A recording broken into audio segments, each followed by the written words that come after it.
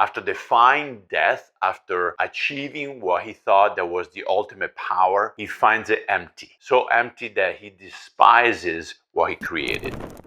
Frankenstein at Christmas isn't exactly the message that I had in mind, but after watching it last night and living in the same small town where Mary Shelley, the author, once lived, I felt compelled to talk about it. And let me say this up front. I'm not a fan at all of horror movies. Honestly, I usually avoid them because I find their nature dark and destructive. But this film, more than a horror story, is a tragedy. It's not the horror of a monster, it's the horror of man. And this is the story of Dr. Frankenstein, a man who aspired to become God and then abandoned his creation when it didn't meet his expectation. And at one point, Frankenstein says, I never considered what would have come after creation. And having reached the edge of the earth, there was no horizon left. And that line says everything. After defying death, after achieving what he thought that was the ultimate power, he finds it empty. So empty that he despises what he created. And that is the exact opposite of what God did. God created and he called it good. And when we corrupted what he made, he didn't abandon us. He didn't reject us. He made a way to restore the relationship. And that's Christmas.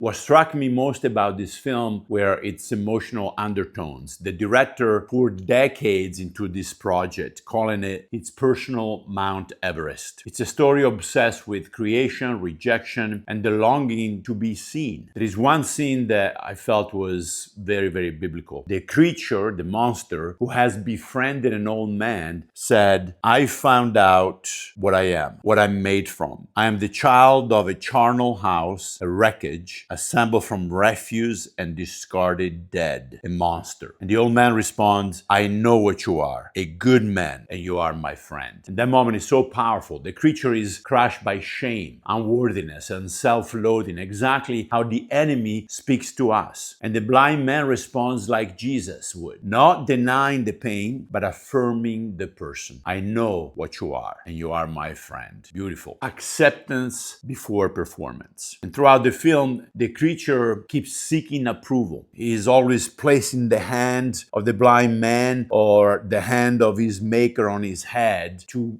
gain acceptance. Basically, his plea is, see me, affirm me, validate me. And how many of us have lived the same way, pushing harder, doing more, achieving more, all to receive approval that perhaps we never got from our fathers. And the film ends with Dr. Frankenstein asking the creature for forgiveness, and the creature grants it to him. It's a touching moment, and the reminder that it's never too late to seek redemption. But Christmas tells us something even bigger and better. We don't have to beg our Creator to come back for us. He already did. God didn't abandon His creation. He entered it. Emmanuel, God with us. And that's why Christmas still matters. On a different note, I want to encourage you to check out the link below for an incredible Christmas production. The talent is outstanding. It offers a glimpse, I think, of what heaven worship might be. Merry, Merry Christmas, and God willing, I catch you next week. Ciao. Love you.